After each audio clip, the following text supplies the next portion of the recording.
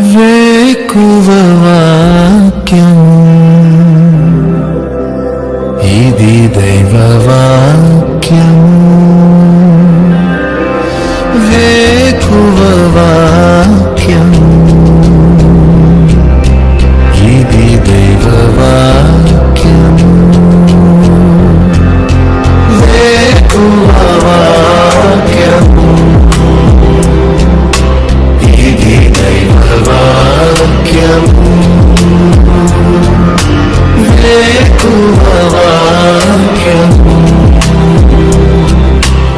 ఇది దైవ వాక్యము. వాక్యము వైకప్పోడు కొరకై పరిశుద్ధ గ్రంథం బైబిల్లో నుంచి రోమీలకు రాసిన పత్రిక 15వ అధ్యాయం 13వ వచనం. కాగా మీరు పరిశుద్ధాత్మ శక్తి పొంది విస్తారముగా నిరీక్షణ గలవారగుటకు నిరీక్షణకర్తయగు దేవుడు విశ్వాసము ద్వారా సమస్త ఆనందముతోనూ సమాధానముతోనూ మిమ్మును నింపునుగాక.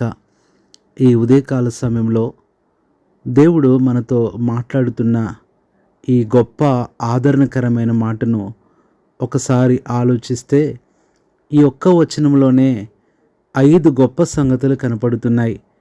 ఒకటి పరిశుద్ధాత్మ శక్తి, రెండవది నిరీక్షణ, మూడవది విశ్వాసం, నాలుగవది ఆనందం, ఐదవది సమాధానం.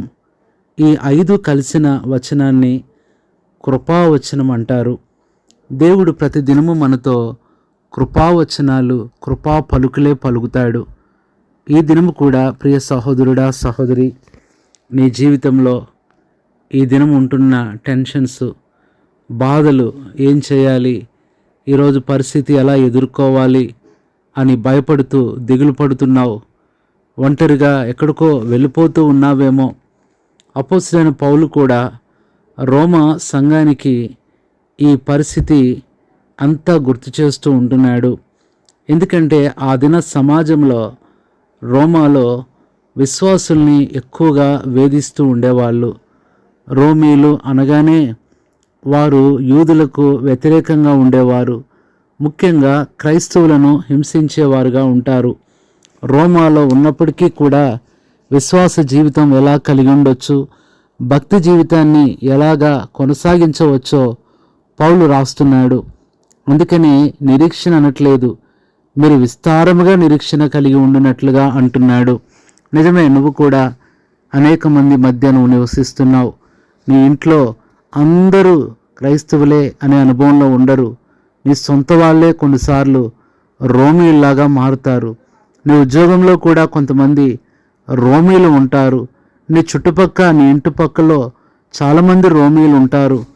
అయినప్పటికీ కూడా వారి మధ్యలో దేవుడు నీకు ఎలా సహాయం చేస్తాడో, ఎలా తోడుగా ఉంటాడో ఈ మాట ద్వారా దేవుడు మాట్లాడుతున్నాడు. ఆందోళన చెందుతున్నావేమో, భవిష్యత్తు గురించి భయపడుతున్నావేమో. ప్రియ సహోదరి, సహోదరుడా, నిరీక్షణకర్త అయిన దేవుడు ఉన్నాడు. విశ్వాస జీవితం ఎలా దైవికమైన ఆనందంతో సమాధానంతో నింపుకోవాలో అద్భుతంగా పౌలు ఈ మాట ద్వారా మనకు గుర్తు చేస్తూ ఉంటున్నాడు. అందుకని మన దేవుడు ఎంత గొప్ప దేవుడు అంటే ఆయన కర్త. అన్ని విషయాలు ఆయనే చూసుకుంటాడు. ఈ దినాల్లో చూసినట్లయితే ఒక హాస్పిటల్కి వెళ్తే అన్ని వైద్యాలు అక్కడే దొరుకుతున్నాయి. మల్టీ స్పెషాలిటీ హాస్పిటల్స్ అంటున్నారు. అయినప్పటికీ కూడా కొన్ని వైద్యాలు మా దగ్గర లేవని వేరే చోటకు పంపిస్తారు. కానీ ఆత్మీయ వైద్యుడైన ప్రభువు అయితే ఆయన ఎప్పటి నుంచో మల్టీ స్పెషాలిటీ గాడ్గా ఉన్నాడు. ఏదైనా సరే ఆయన చూసుకుంటాడు. ఏది వచ్చినా ఆయనే పట్టించుకుంటాడు. ఆయనే ప్రతిదీ కూడా బాగు చేసేవాడుగా ఉంటున్నాడు. ఇది నా దగ్గర దొరకదు, ఇది నేను చేయలేను అని దేవుడు ఎప్పుడూ మనల్ని వేరే చాటుకి మనల్ని పంపించడు. ఇంత గొప్ప దేవుడు నీకు కర్తగా ఉన్నాడు అనగా నీ జీవితానికి ఆయన ఆధారంగా ఉన్నాడు. ఒక్కసారి ఆయనను కర్తగా చేసుకో. చాలాసార్లు మనుషులను కర్తగా పెట్టుకుంటున్నావు, స్నేహితులను కర్తగా పెట్టుకుంటున్నావు, బంధువులే నీకు కర్త అవుతున్నారు అనగా వారే నిన్ను నడిపించేటట్లుగా నీ జీవితాన్ని అప్పగించుకుంటున్నావు.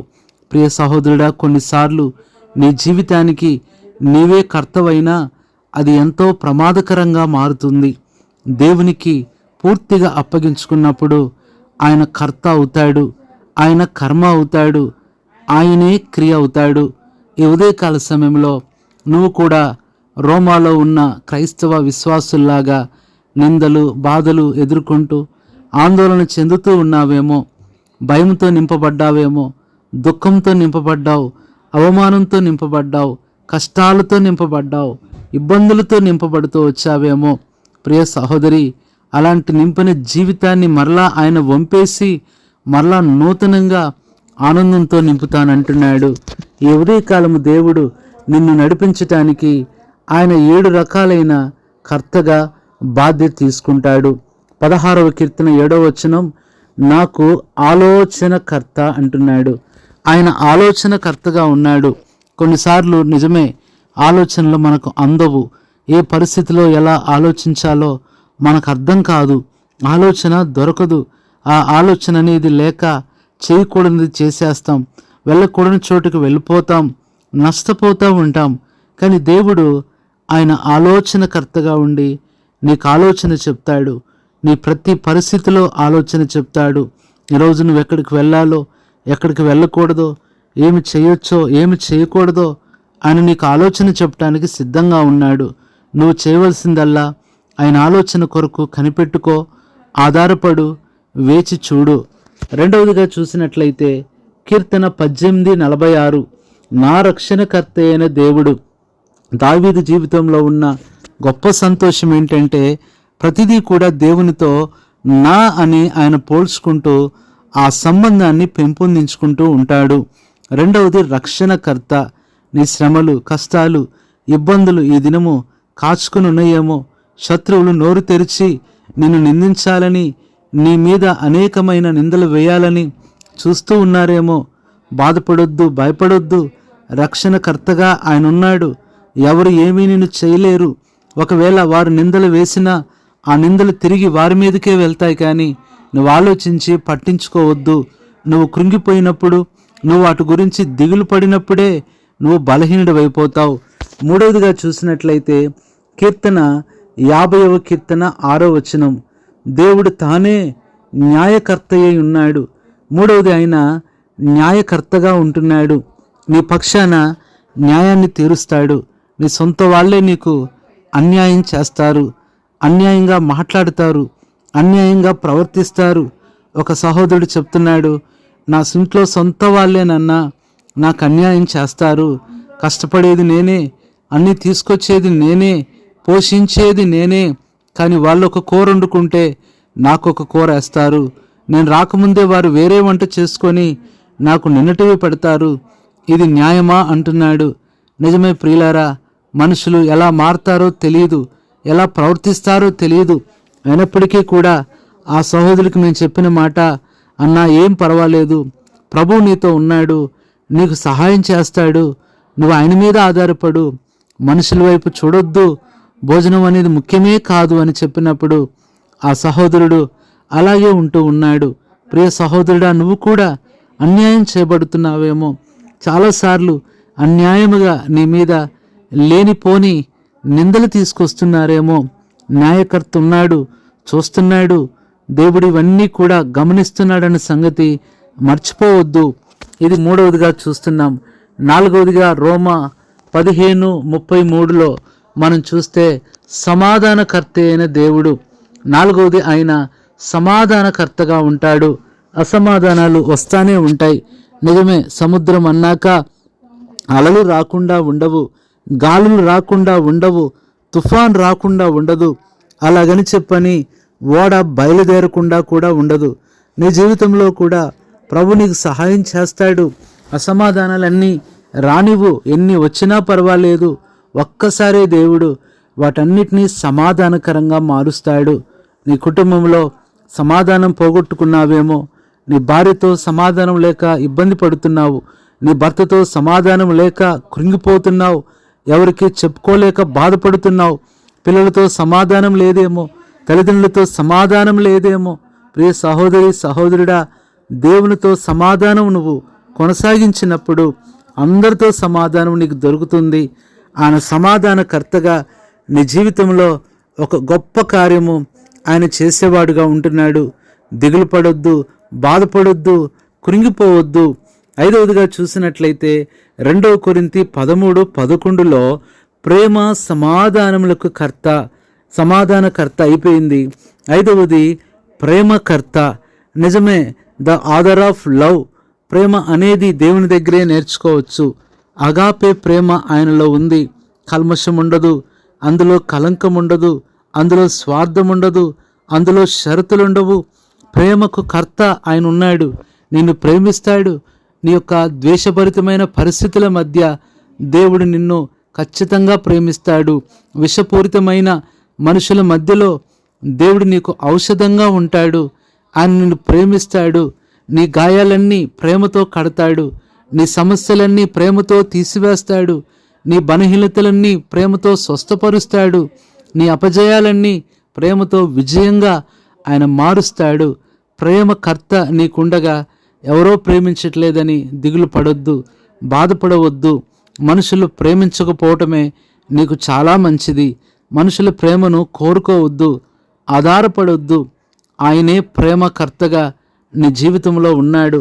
పరిపూర్ణమైన ప్రేమ నీ పట్ల కనపరిచేవాడుగా ఉంటున్నాడు. 6వదిగా మనం చూసినట్లయితే హెబ్రీయులకు రాసిన పత్రిక 12:2 విశ్వాసమునకు కర్త. నిజమే, నువ్వు నమ్మావు, ప్రభువుని ఎరిగావు, అన్న జనుల నుంచి వచ్చావు, అన్నీ వదులుకొని వచ్చావు, నష్టపోయావు, విడిచిపెట్టావు. నిజమే, నువ్వు చేసిన క్రైమ్ అనేది మనుషులు గుర్తించకపోవచ్చు.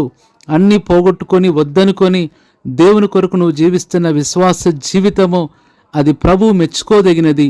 మనుషులు మర్చిపోయినా, గుర్తించకపోయినా, నిందలు వేస్తున్నా నీ విశ్వాసాన్ని బట్టి నీకు కర్తున్నాడు. నీ విశ్వాసమైన జీవితాన్ని ఆయనే కొనసాగిస్తాడు. మనుషులు ఎంత నిన్ను ఆపాలన్నా ఆపలేరు, అడ్డగించాలన్నా అడ్డగించలేరు. ఈరోజు నువ్వు అనుకుంటున్న నీ పనులు, ప్రయాణాలు, ప్రయత్నాలు విశ్వాసకర్తగా ఉండి ఆయన జరిగిస్తాడు. 7వదిగా చివరిగా ఈరోజు వచనమే రోమా 15:13 నిరీక్షణకర్తయగు దేవుడు. 7వది నిరీక్షణకర్త. ఎంత అద్భుతమండి! మన నిరీక్షణ అనేది ఆయనే కలుగు చేస్తాడు. నిజంగా కొన్నిసార్లు నిరీక్షణ అంటే తెలియని రీతిలో మనం జీవిస్తూ ఉంటాం. అలాంటి పరిస్థితుల్లో కూడా నిరీక్షణ ఇవ్వటమే కాదు, నిరీక్షణ అనేది ఏదో కూడా దేవుడు తెలియచేసేవాడుగా ఉంటున్నాడు. ఈరోజు నువ్వు నిరీక్షిస్తున్నావు. నీ కుటుంబంలో దేని కొరకు నిరీక్షిస్తున్నావో, నీ బిడ్డల విషయంలో దేని కొరకు నిరీక్షిస్తున్నావో, నీ నిరీక్షణ వ్యర్థం కాదు, తప్పనిసరిగా సఫలమవుతుంది.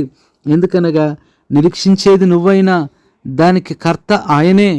నీ ఆరోగ్యం కుదుటపడుతుంది. నీ కుమారుని వివాహం దేవుడు చేస్తాడు. నీ బిడ్డలకు గర్భఫలం ఆయన ఇస్తాడు.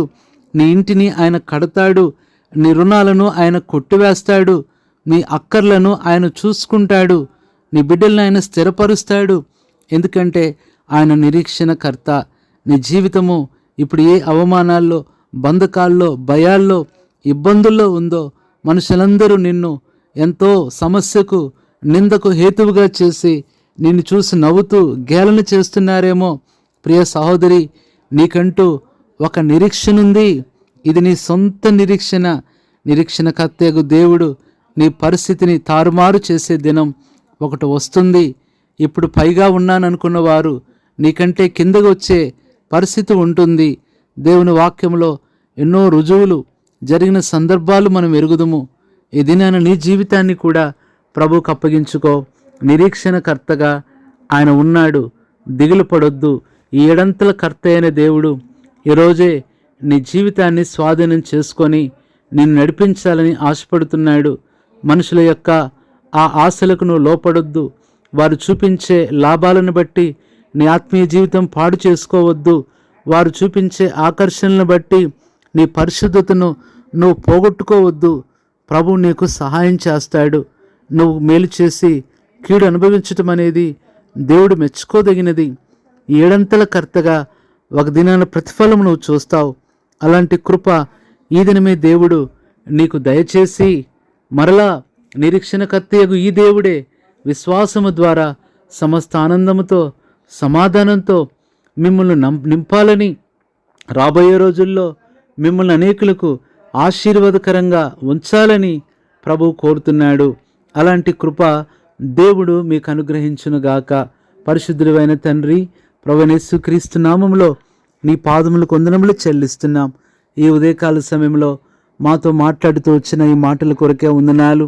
నువ్వు కర్తగా ఉన్నావు కాబట్టి మా ప్రియులు ఏది చేయలేకపోతున్నారో, ఏది జరిగించలేకపోతున్నారో, ఎక్కడికి వెళ్ళలేకపోతున్నారో, ప్రభా ఏ పరిస్థితులు మార్చుకోలేకపోతున్నారో, నువ్వు కర్తగా ఉన్నావు కాబట్టి నువ్వే సమస్తము జరిగించి ఈ ప్రార్థనలో ఏకీభవిస్తూ వారు వింటూ ఉండగానే కార్యాన్ని జరిగించి మహిమ పొందమని కృతజ్ఞతలు చెల్లిస్తూ ఈ దినమంతా మా ప్రియులు వారి పనులు, ప్రయాణాలు, పరీక్షలు, ప్రణాళికలు సఫలం చేసి నడిపించుమని ప్రభువైన యేసుక్రీస్తు నామములో ప్రార్థిస్తున్నాము తండ్రి. ఆమేన్. మన తండ్రి అయిన దేవుని ప్రేమ, మన ప్రభువైన యేసుక్రీస్తు కృప, పరిశుద్ధాత్మ అన్యోన్య సహవాసం మీ అందరికీ సదాకాలం తోడయుండి నడిపించునుగాక. ఆమేన్. కృంగుదలలో దార్చుటకు కన్నీటినంతటిని తుడుచుటకు దినమంతా సిద్ధపరచుటకు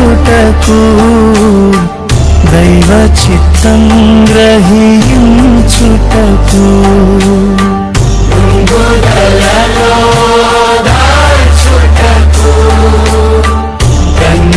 కన్నీటినంతటిని తుడుచుటకు దినమంతా సిద్ధపరచుటకు దైవ చిత్తం గ్రహించుటకు వేకువ వాక్యము, ఇది దైవ వాక్యము. వేకువ వాక్యము,